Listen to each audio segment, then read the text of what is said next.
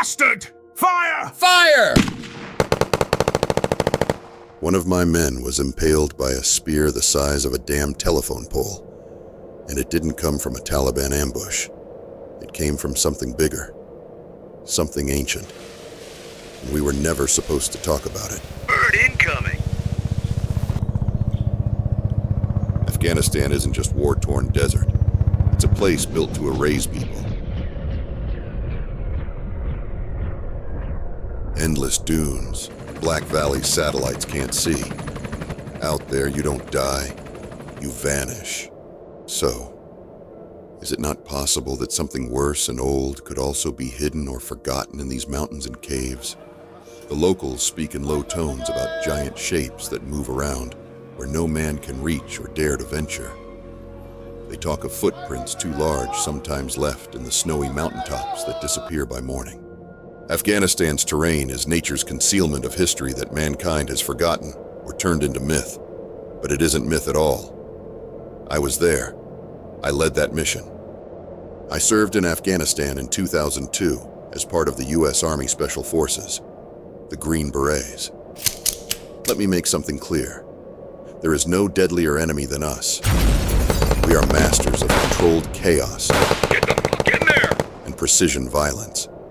But in the mountains of Kandahar, the birthplace of the Taliban, my team encountered something that no training, no doctrine, no enemy ever prepared us for.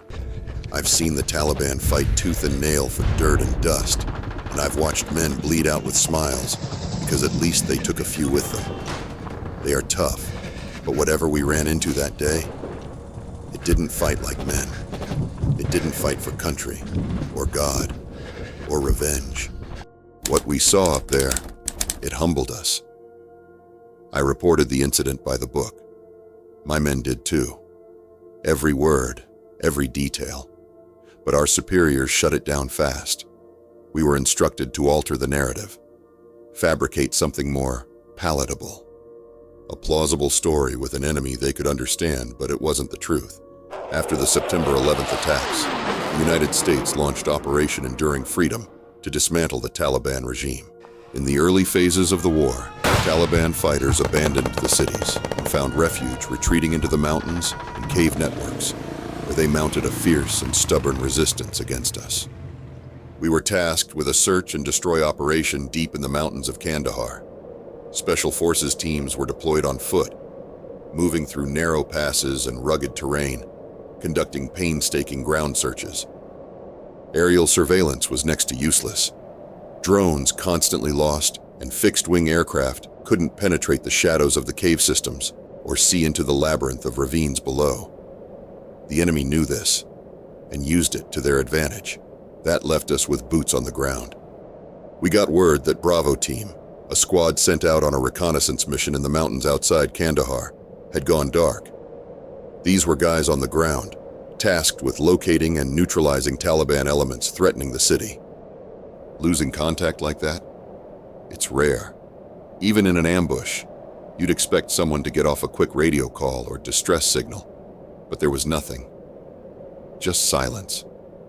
And in this line of work, that kind of silence usually means one thing.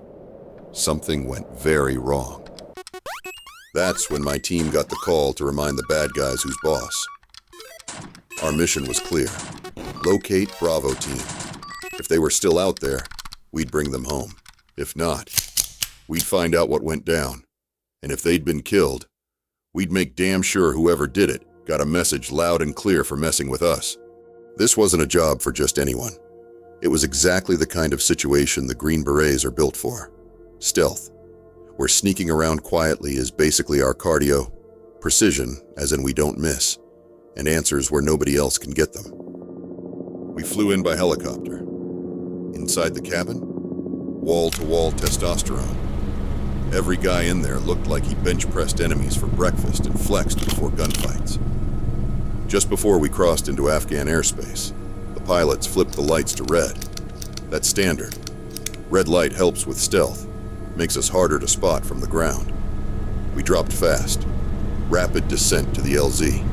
The goal was simple: get boots on the ground before the Taliban had time to put a missile in the bird. All clear.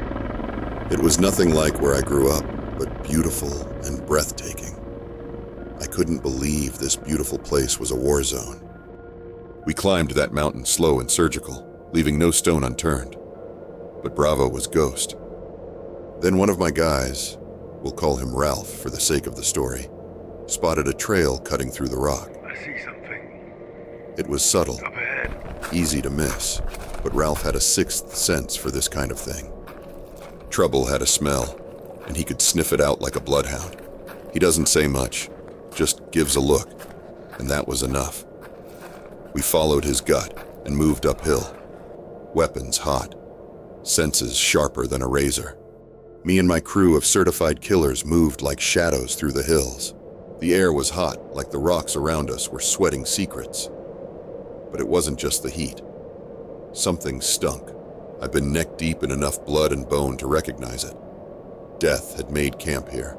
The Reaper wasn't just passing through. He'd set up shop, brewed coffee, and started a kill list. All my suspicions were confirmed the moment I laid eyes on it. The first sign Bravo team was gone.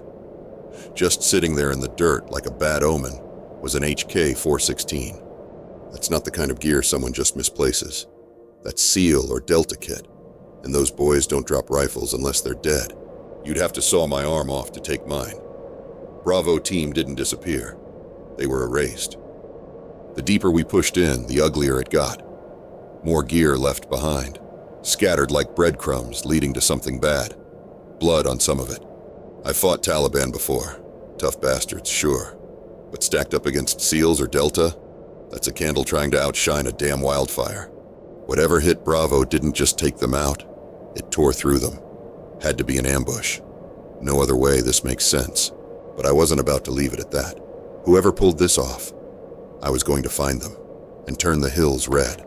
I stepped slow, boots crunching on broken gear, radios smashed to hell, shredded uniforms flapping in the wind like ghost flags.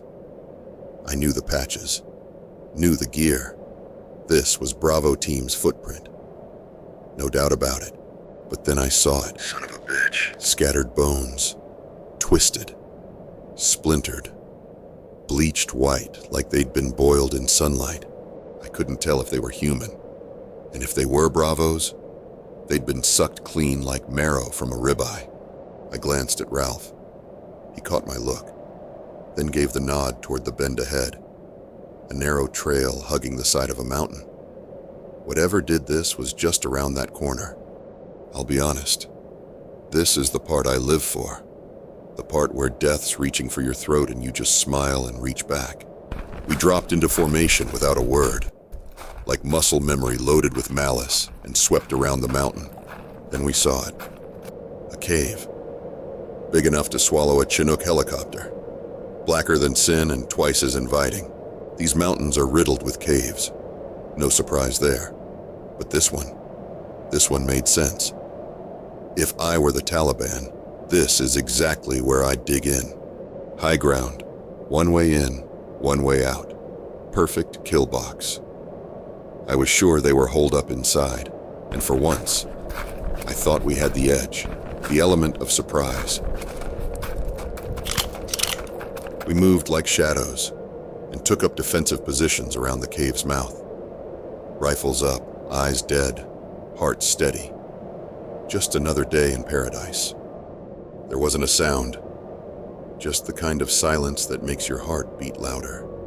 I had my iron sights locked on the cave, finger resting on the trigger, waiting for hell to come screaming out. Then, in the corner of my eye, I spotted it. A fat-tailed scorpion the size of my palm, creeping out from under a busted helmet. Bastard looked like it crawled straight out of Satan's toolbox, carrying a grudge. It hissed. I didn't blink, just crushed it under my boot like a cigarette and turned it into paste. I caught movement inside the cave. Something big. Real big. And then, boom! Bastard! Fire! Fire! A spear the size of a damn javelin shot out of the darkness and punched clean through Ralph's chest, impaled him like he was wet paper. The force of it lifted him off his feet.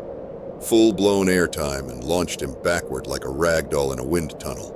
We all watched, time slowing to a crawl, bullet time slow like the damn Matrix, as Ralph flew through the air, limp and lifeless. Then the ground started to shake. I felt it through my boots, through my spine. I turned toward the cave, and that's when it came out. A giant, charging like a freight train made of flesh and rage.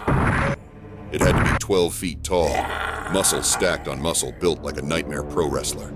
Long red hair whipping like fire, beard thick enough to hide a machete in, and eyes burning with the kind of hate you only see in the worst parts of the world.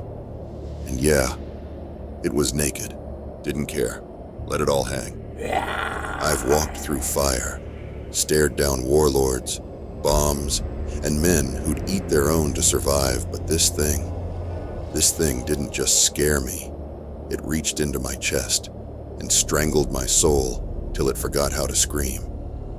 I planted my feet, raised my rifle, and dumped my mag center mass like I was sending hate mail. Switched mags without thinking, didn't even breathe, and kept sending steel straight through him. My boys lit him up too. Full Metal Symphony. Get the fuck in there! He kept coming, bleeding, roaring, unstoppable. But so were we. It took way longer than it should have to drop the bastard. 30 seconds of pure hell. 1,000 rounds hammering his face before he finally hit the dirt. One bullet is enough to drop a man. This thing, it ate lead like it was breakfast, but in the end, yeah, it died. But so did Ralph. When I got closer, the stench hit first like rotting meat soaked in sewage. The thing smelled like death's asshole. It had 6 toes, 6 fingers, like it crawled out of some nightmare lab, a walking mutation. We later learned that the beast tipped the scales at over 1,100 pounds. And trust me, we felt every damn ounce of it. We called it in to command. They didn't ask questions, just sent 2 birds. Roger that. We copy your request. Be advised, 2 helicopters are en route to your location. ETA approximately 5 minutes. Stand by for extraction. Over. One to haul off the oversized red-haired corpse, the other for Ralph's body. And the rest of us, back to base, to be debriefed. Our after-action report was honest. We described everything as it was. The details. 12-foot giant with 6 fingers and toes, a blood-red hair savage. And how it threw that massive spear through our buddy Ralph. Soon as it was submitted. You better go rewrite that report, son, if you know what's best for you. We were immediately told to rewrite the whole thing and make it something more digestible, like we were ambushed by the Taliban. Complete bullshit. The truth was made top secret and the whole team had to sign non-disclosure agreements. But fuck it. I'm going public to honor Ralph. He deserves better. He was my friend. So what do you think? Is this story real or just another myth?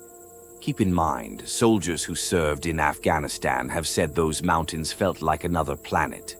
Isolated and otherworldly. If there's anywhere on Earth where something could stay hidden, unnoticed for years, it's there. Drop your thoughts in the comments below. I'd like to hear what you think.